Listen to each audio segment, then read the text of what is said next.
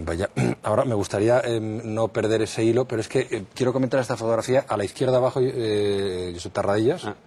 Esta es y aquí el que era entonces alcalde de Lleida. No, todavía no era. ¿Todavía no era alcalde de creo Lleida? Que todavía no era. No era teniente alcalde de Lleida. Tarradellas regresa a Cataluña. Ese señor con bigote es Duran y Lleida. Ese, o sea, usted. Con bigote y con los 4 pelos que no debían pertenecer a la parte de arriba y que intento disimular la calva, era yo, sí. Quiero coger el hilo que dejaba antes. Político de la transición, superviviente de la transición, cuando todos ustedes tenían el Estado en la cabeza. En estos momentos ha dicho que no hay políticos como para haber llevado la transición como se llevó a finales de los 70. Sin duda, yo creo que la confrontación y la falta de respeto al adversario en estos momentos y el compartir la verdad de la cual hablábamos antes cuando cité Espriu, eso no existe hoy en la mente de los políticos y no sería posible esa transición. Por otra parte, yo creo que los valores que la hicieron posible se han deteriorado muchísimo en los últimos tiempos. Y hay otra circunstancia de la que se habla mucho porque quizás no se profundizan las circunstancias. Hoy somos, empezando por mí, peores dirigentes políticos que antes. Es decir, la clase política expresión, que a mí no me gusta, pero para que nos entienda todo el mundo, se está devaluando. Es decir, yo estuve en el Parlamento de 82 a 93 en el Congreso de los Diputados y creo que no es el mismo Congreso de los Diputados hoy que antes. Creo, sinceramente, que antes era mejor. Y me incluyo, por tanto, a mí en lo negativo. No es que yo me separe del resto. Y lamentablemente me da la sensación, tengo la impresión, que ese proceso va a seguir así. Hoy no encuentras a nadie de valía, o a pocos, que estén dispuestos a dar el salto a la política. Nadie que esté en su profesión y en su sano juicio, lamentablemente, quiere dar un salto a la política, porque la política está muy desacreditada y eso no es bueno para los políticos, pero no es bueno para la sociedad.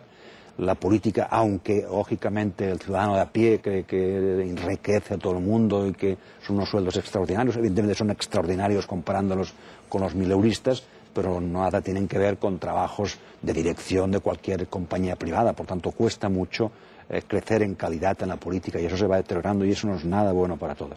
Y mucho menos ahora que tiene, lo que apuntábamos antes, esa mala prensa, ¿no? Porque han pasado 30 años desde aquel comienzo de la transición y aquí seguimos teniendo casos de corrupción. Prácticamente cada día hay actuaciones de las fuerzas de seguridad en determinados ayuntamientos o en determinadas instituciones democráticas, públicas. Sí, pero primero tampoco son tantas, sin que por ello menosprecie la corrupción que pueda existir. Yo creo que en estos momentos, me lo repetían hace poco en alguna entrevista, hay 17 alcaldes, creo, imputados, ¿no? Que imputar no significa ser culpables. Vamos a ver las instrucciones judiciales lo que dan de sí. Pero fíjese, a mí lo que me preocupa es que la ciudadanía, porque exista la corrupción de pocos, generalice ese fenómeno y además pierda la fe no ya en los políticos, que puedo entender, sino en el propio país, ¿no? Y eso en estos momentos en Cataluña, en el sistema por supuesto, pero en el propio país, creer en tu país. Y eso no hay que perder, esa esperanza y esa ilusión en tu país. Es decir, Francia, citar un vecino, hay un proceso judicial contra el ex primer ministro interpuesto a raíz de si se espiaba o no se espiaba o si se quiso hacerle daño a Sarkozy. Hay un proceso que va a imputar al expresidente de la República, Chirac. Hay un proceso que afecta a Chirac y a Giscard d'Estaing y que afecta al exministro del Interior, Pasqua.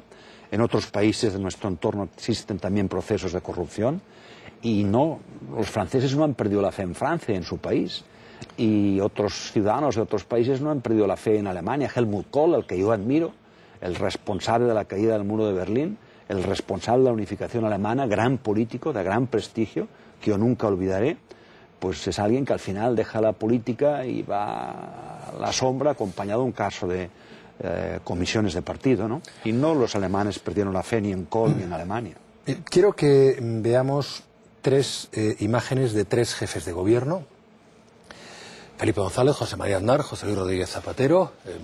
Bueno, el cuarto no es la fotografía de nuestro entrevistado, pero yo no sé si algún día estará en algún gobierno, acaso sí. También es posible que haya estado a punto, creo que ha estado a punto en alguna ocasión con alguno de ellos. Sí, con alguno de ellos. Con alguno de ellos. ¿La historia habría sido la misma sin alguno de ellos? Bueno, la historia sería diferente, evidentemente, sin cada uno de ellos. Cada uno ha imprimido un determinado rasgo en la historia reciente de España, ¿no? Y yo de los 3 me quedo con una buena etapa de Felipe González y con la primera legislatura de Aznar, sinceramente, ¿no? Zapatero, con el que tengo una relación muy cordial, pero sinceramente yo creo que desde la perspectiva socialista no es lo que era Felipe González, es lo que decíamos antes, ¿no? Y Aznar tuvo una segunda legislatura, a mi juicio, muy negativa. Es cuando, a mi entender, empieza a deteriorarse todos los valores de la transición, también por el tipo de oposición que hacían los socialistas, ¿no? Pero bueno, al fin y al cabo son 3 presidentes democráticos. Lo importante es que España, y esa es la gran fortuna de la transición democrática, es que España está viviendo el periodo más largo de democracia y de estabilidad política y de progreso social. La República, que todo el mundo ha exaltado, pues duró lo que duró, 5 años, y desembocó en una guerra civil.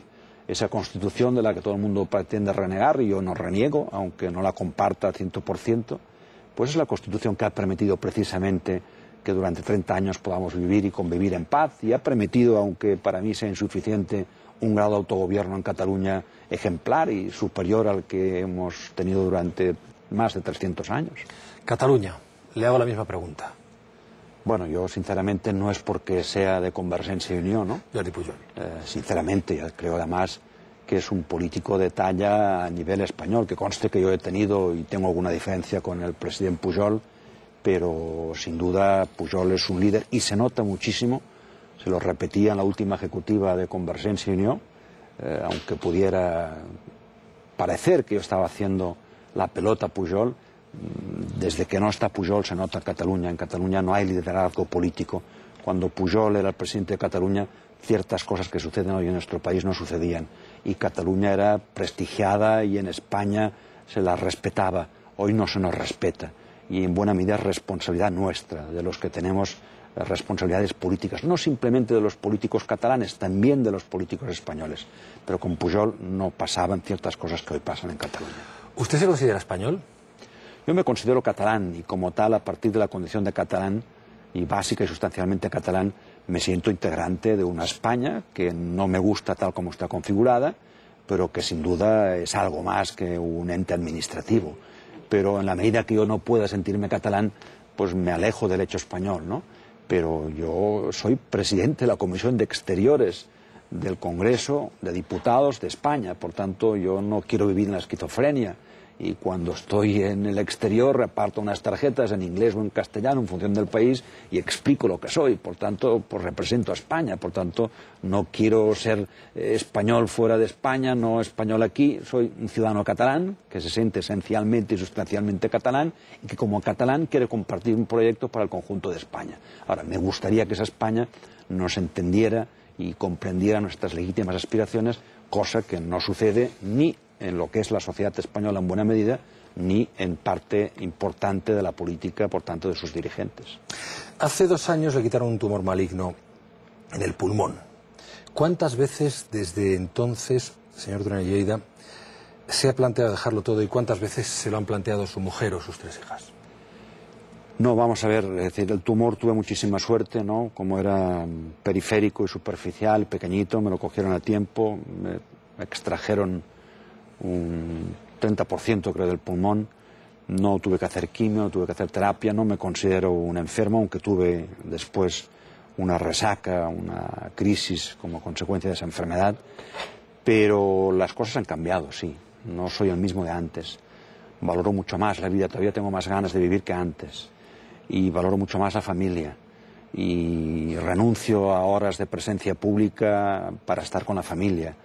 Me da igual que pueda permitirme el fin de semana salir en un acto, salir en la prensa, me da absolutamente igual.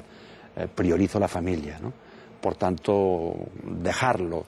Yo tengo una gran vocación política. He tenido ofertas para dejar la política, ofertas, no debo ocultarlo, económicamente muy importantes, ¿no?